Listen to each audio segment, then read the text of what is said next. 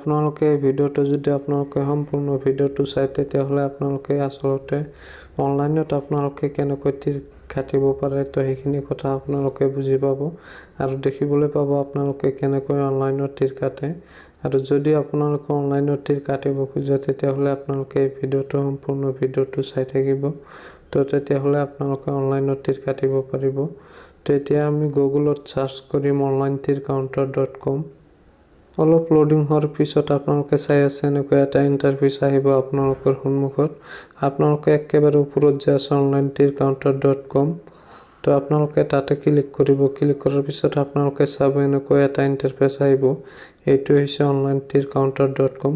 ইয়াৰ পৰা আপোনালোকে অনলাইনত তীৰ কাটিব পাৰিব। তো আপোনালোকে কেনেকৈ অনলাইনত তীৰটো কাটিব আৰু অৰ্ডাৰবোৰ আপোনালোকে কেনেকৈ কৰিব তো সেইটো আপোনালোকক দেখাই দিম। তো আপোনালোকে ভিডিঅ'টো স্কিপ নকৰাকৈ চাই থাকক। তেতিয়া যদি আমি ইয়াৰ পৰা অৰ্ডাৰ কৰিব খোজো নম্বৰবোৰ তেতিয়া আমি শ্বপ নাওত ক্লিক কৰিম। তাৰপিছত আমি এনেকুৱা এটা ইণ্টাৰফেচ দেখিবলৈ পাম। তো ইয়াতে 9 ইণ্ডিঙৰ পৰা আপোনালোকে চাই আছে ইয়াতে 9 ইণ্ডিং আছে 8 ইণ্ডিং আছে। তো আপোনালোকে ইয়াতে গোটেইকেইটা ইণ্ডিঙে পাব 9ৰ পৰা 0 লৈকে। তো আপোনালোকে যদি ইণ্ডিং কেইটা চাব খোজে তেতিয়াহ'লে আপোনালোকে স্ক্ৰল কৰি নিচফালে যাব। তাৰপিছত আপোনালোকে গোটেই নম্বৰ কেইটা দেখিবলৈ পাব স্ক্ৰল কৰি নিচফালে গ'লে।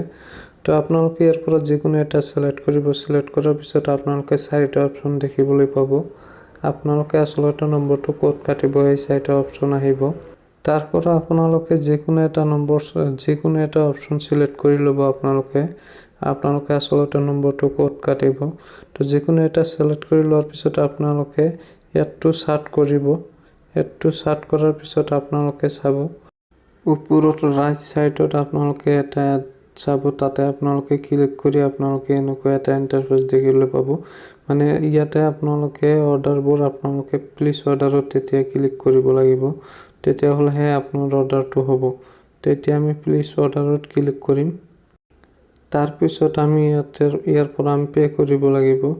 তো আপোনালোকে চাই আছে অৰ্ডাৰটো ছাকচেছফুল হৈ গৈছে। হৈ যোৱাৰ পিছত এতিয়া আমি অৰ্ডাৰটো পে' কৰিম কেনেকৈ। তো এতিয়া আমাৰ হোৱাটছআপত এটা SMS আহিব। তো আপোনালোকে আপোনাৰ হোৱাটছআপ নম্বৰটো দি কনফাৰ্ম কৰি ল'ব। তো সেয়ে আপোনালোকে হোৱাটছআপৰ SMSত যাই আপোনালোকে পে'মেণ্টটো দিব পাৰিব। তো বলক এতিয়া হোৱাটছআপত। তো আমাৰ হোৱাটছআপত এনেকুৱা এটা লিংক আহিছে। তো এই লিংকটোৰ পৰা যদি আমি পে'মেণ্টটো দিব খোজোঁ তেতিয়াহ'লে আমি ইয়াতে onlinetircounter.com অৰ্ডাৰ ষ্টেটাছত আমি ক্লিক কৰি ইয়াৰ পৰা আমি পে'মেণ্টটো দিব লাগিব। তো আমি তাতে ক্লিক কৰিম। তাৰ পাছত আমি এনেকুৱা এটা ইণ্টাৰফেচ দেখিবলৈ পাম। তো ইয়াতে 3টা অপচন আছে। আমি এই 3টা অপচনৰ ভিতৰত যিকোনো অপচনৰে আমি পে' কৰিব পাৰোঁ। আৰু আফটাৰ আমাক পে'মেণ্টটো কেনেকৈ দিব সেইটো আপোনালোকক ক'ম। যদি আপোনালোকে পে'মেণ্টটো পায় তেতিয়াহ'লে আপোনাৰ হোৱাটছআপত আপুনি পে' নম্বৰটো তাক দি দিব আৰু সিহঁতে আপোনাক পে'মেণ্টটো আপোনাৰ পে' নম্বৰত পে'মেণ্ট কৰি দিব। আফটাৰ 30 মিনিটৰ ভিতৰত আপোনালোকে আপোনালোকৰ একাউণ্টত পে'মেণ্ট পাই যাব। সেইটো 100% জেনুইন।